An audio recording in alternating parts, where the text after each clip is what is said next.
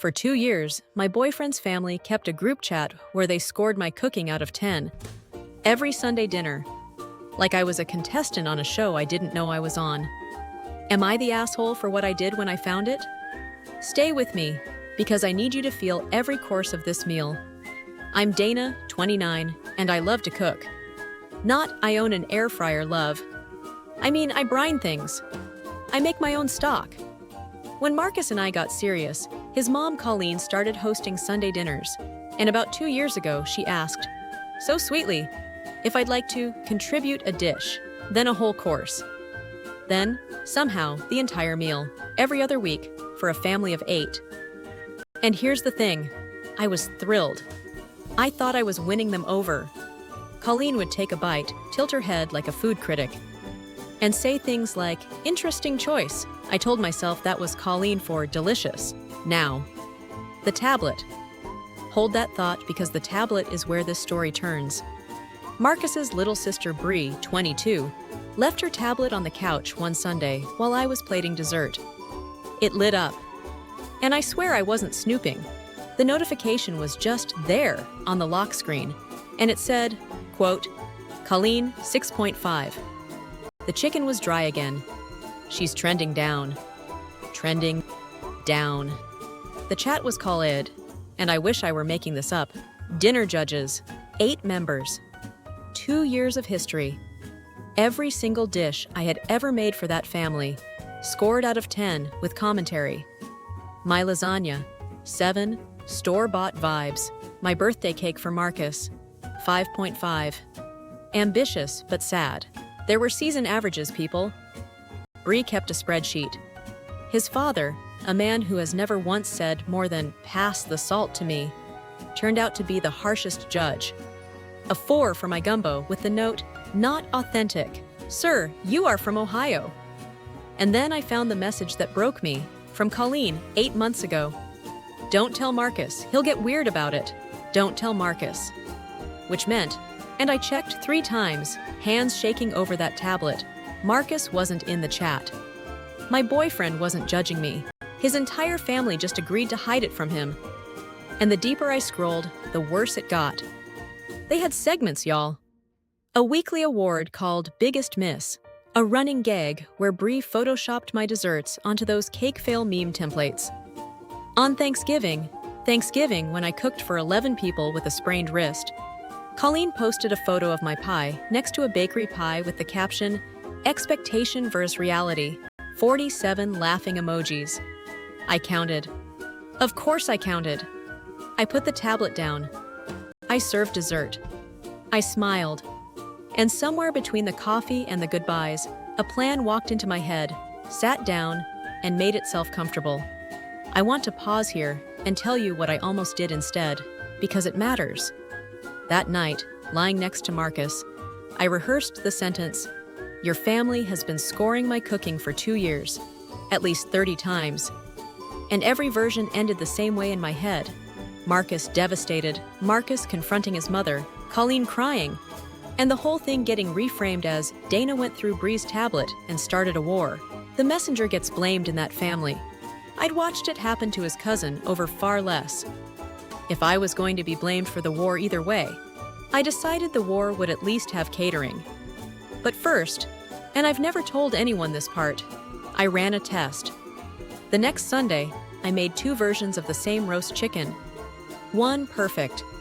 One deliberately, tragically overcooked, sawdust with a garnish. I served the sawdust, and I watched them all chew and nod and say, lovely, Dana, right to my face. Then I went home and watched the chat light up. 3, 2.5. She's given up, his father. At this point, it's elder abuse.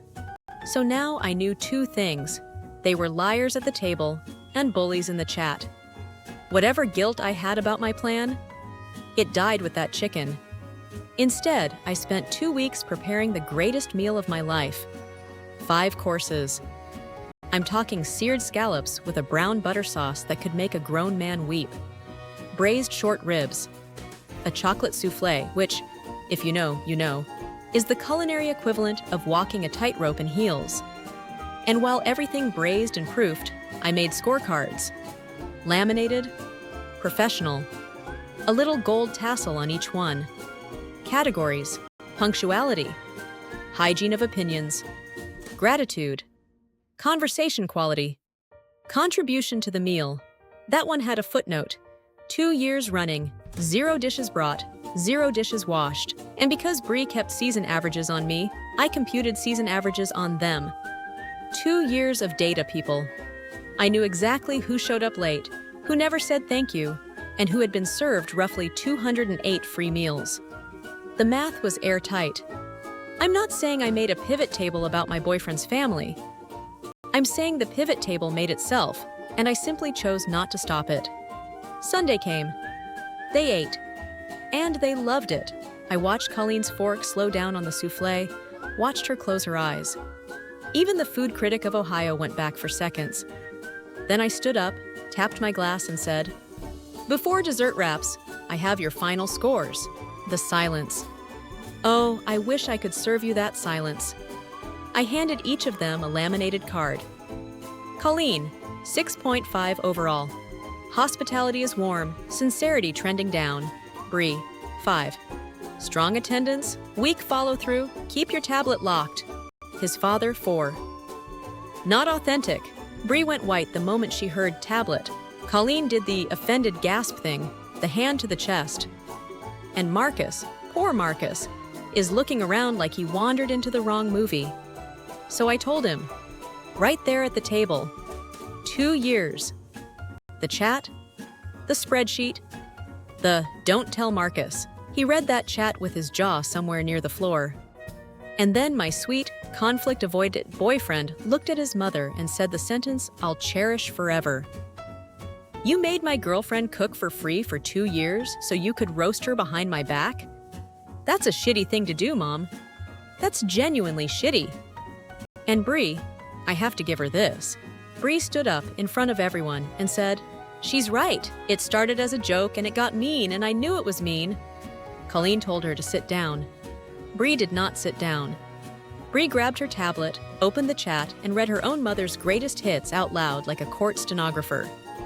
Expectation versus reality, Colleen. In front of God and the pot roast. We left before coffee. First time in 2 years I didn't do their dishes. Now, the fallout. Colleen called the next day, crying, saying it was just a family joke, and I'd humiliated her at her own table. Interesting framing, Colleen, since I cooked at that table. Brie apologized, and I actually believe hers. The father said nothing, which for him is basically a monologue. 2 weeks later, Colleen showed up at our door holding a casserole, first dish that woman has cooked for me in 2 years, and a card that said, "Let's start over." The casserole was, and I say this with journalistic neutrality, a 4. Not authentic. But I ate every bite in front of her and said it was lovely, because apparently that's how this family expresses love. And when in Rome. Oh, and the chat? The chat still exists. That's my favorite twist of this whole saga. About a month after the scorecard dinner, Brie rebuilt it. New name, Dinner Judges 2.0, everyone plays. Every member of the family is in it now, including me, including Marcus. And every Sunday, every dish on that table gets scored, openly, out loud, with commentary, no matter who cooked it. His father gave his own casserole a 6 last month and wrote, "Not authentic," under it himself, which is the closest that man has ever come to a public apology.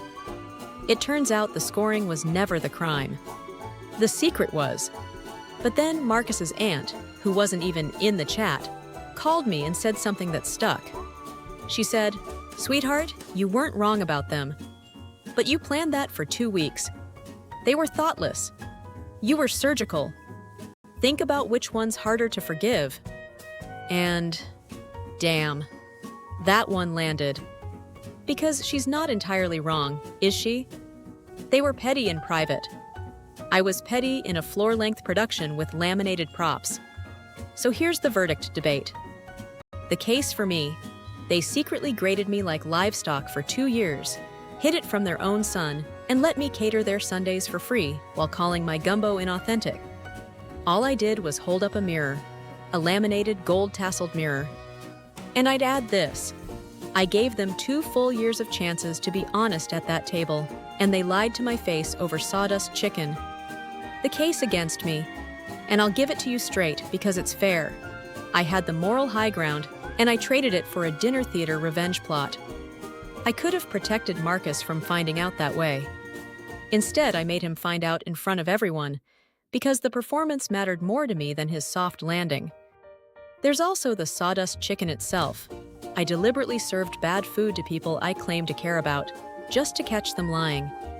That's running an experiment on your own family, and scientists at least get consent forms. And I know what some of you are typing right now. Why didn't you just stop cooking for them? Fair. Here's the honest answer, and it's a little embarrassing. Because I wanted them to love me, and cooking was the only language I thought we shared. Every Sunday, I told myself this was the meal that would win them over. 2 years of auditioning for a panel I didn't know existed. That's the part that actually hurts, not the scores. That I kept showing up to be judged, for free, with a smile, and called it family. Marcus, for the record, says I'm not the asshole. But he also says he wishes he hadn't learned about it at gunpoint over souffle, which is the most Marcus sentence ever spoken. So that's it. 2 years of secret judging, 1 legendary meal, 5 laminated scorecards, and a family that now brings side dishes. Oh yes, we went back. That's a story for another video. Subscribe so you don't miss it. Sunday dinners are potluck now. House rule. Phones face down on the counter. And every week, when Colleen sets her dish on the table, she looks at me for just a half second longer than she needs to. We both know what she's asking. I have never once told her score. You've heard both sides. Comment your verdict, NTA or YTA, and tell me, what score would you have given Colleen? Hit subscribe, because the Audacity Files post stories like this every single week, and trust me, the audacity never runs out.